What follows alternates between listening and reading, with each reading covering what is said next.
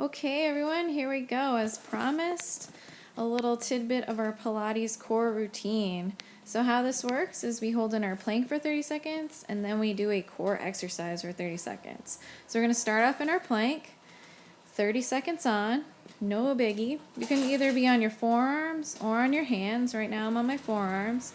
Keeping your body nice and long and strong, belly button pulled in toward your spine, legs nice and strong, shoulders strong. Everything's super strong in that plank. Almost there. Few more seconds, you can do it. Don't worry, it gets easier. All right, our first move, we got runner abs. So we're gonna go opposite elbow to knee. It's not a bicycle because we have that little pause in the end. You can also do it with your heels on the ground. Opposite elbow to knee. You wanna lean back, again, pulling your core in. I'm gonna say it a lot. It's really important. And again, each exercise is 30 seconds. So if you have your own timer at home, feel free to use that. All right, here we go. Back to our plank. Gonna go up on my hands this time. Got a nice sunshine through the studio this morning. So I took this after my boot camp class. So if you hear me saying goodbye to people, that's why. All right, we're almost done this plank. We got another move coming up. You guys are doing awesome so far. All right, here we go. Next move, we're gonna inhale, reach up, touch the toes, bring the legs back, reach for the ceiling, not for your toes. This is called a V-up roll-up. Inhale, roll up, touch the toes, and then reach for the ceiling, not your toes. It's just a little movement on the way back. Really nice. Try to keep those legs as straight as possible. Good, you're almost there. Inhale, roll up, touch the toes. Awesome. All right, here we go. Back to that plank. You're doing great. So if you get a little bored on your plank, I like to either dance around or I'll put one foot on top of the other just to make it a little more interesting. You know, sometimes holding plank can be torturous sometimes. But you got it. Stronger every day. All right, here we go. Next move.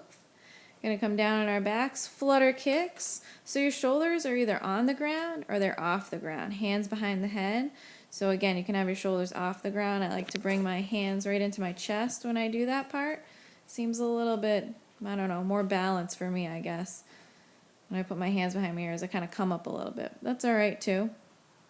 Try to keep your knees as straight as possible. You can flex the feet if that helps. Few more seconds, nice and quick flutter kicks. All right, here we go. Back to our plank. Holding in that plank. Can take a little break here. It's kind of nice. We're almost halfway through this short little workout. So that's awesome.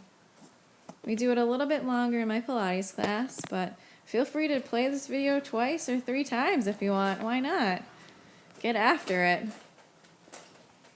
All right, here we go. Next move, we're gonna do a cross spider. So we're bringing opposite knee to opposite elbow, working those external obliques, and get a little twisty in those hips. Keep your plank pose, but try to twist those hips in the full direction that they can go, right and left. It's looking awesome. Almost there. Few more. You're probably already feeling it. If you're not, don't worry. All right, back to that plank. So sometimes, like you saw right there, I like to do a little downward dog before I go into the plank, just to stretch it out. Feels good. Why not do it? Again, keeping that core nice and strong, belly button toward the spine. You can always dance to the music in your plank. Totally acceptable. All right, here we go. Next move, coming down on your butt. And we're gonna roll up and opposite hand to foot. So this is called a one-legged jackknife. If you can't touch your foot, that's totally fine. Just reach up as high as you can. The important part here is to get your shoulders and your back off the ground. Not really so much to touch your foot. It's just kind of an extra bonus. Good, you're doing awesome. Keep it up. I know you're feeling it. I'm doing it right there with you.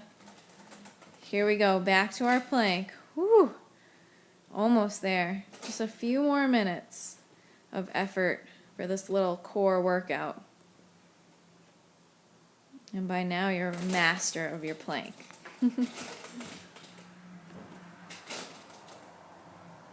Again, a little dancing or a little swaying in your plank is totally natural. All right, here we go. Next move, back on our butts. Reverse crunch. So we're going to go elbows to knees, feet and head touch the ground. Love this one. Working those lower abdominal region and the upper. Rectus abdominals. So it's the whole six-pack. Woo! It's awesome. Keep it going. Try to get those elbows to your knees. Really squeeze at the top. So when you touch those elbows to knees, squeeze everything in.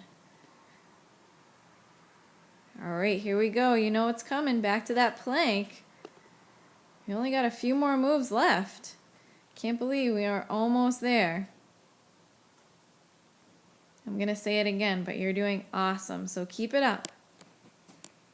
If this is your first time doing this exercises or this type of workout, just stick with it. You'll get stronger, trust me.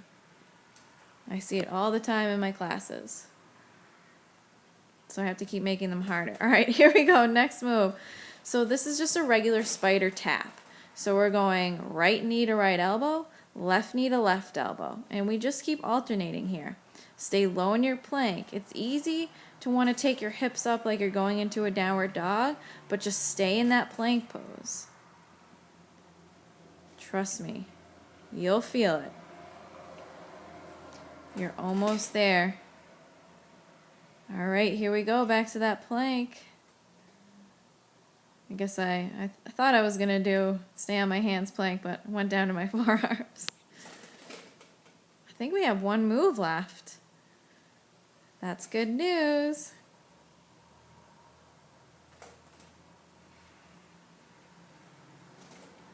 Keep it up, you got it. I know these last planks, they're tough. You just got to stick with it. All right, here we go. Leg lifts and lowers. So we're going to lift our legs up, lower them about 1 inch off the ground, lift them back up. Again, keep your knees straight here. So flexing your feet is a good way to do this because it automatically gets that knee in a straight position or a locked position. You can have a slight bend in the knees if that's more comfortable for you. I like to keep it straight, feel it a little bit more in my core. And try to keep your shoulders and head off the ground. A lot of times you'll see people do this and they'll have their head on the ground. Here we go, let's stretch it out, forward facing dog. Stretch out that core. And take it to your child's pose. You guys did amazing. Awesome job. Woo, you're done.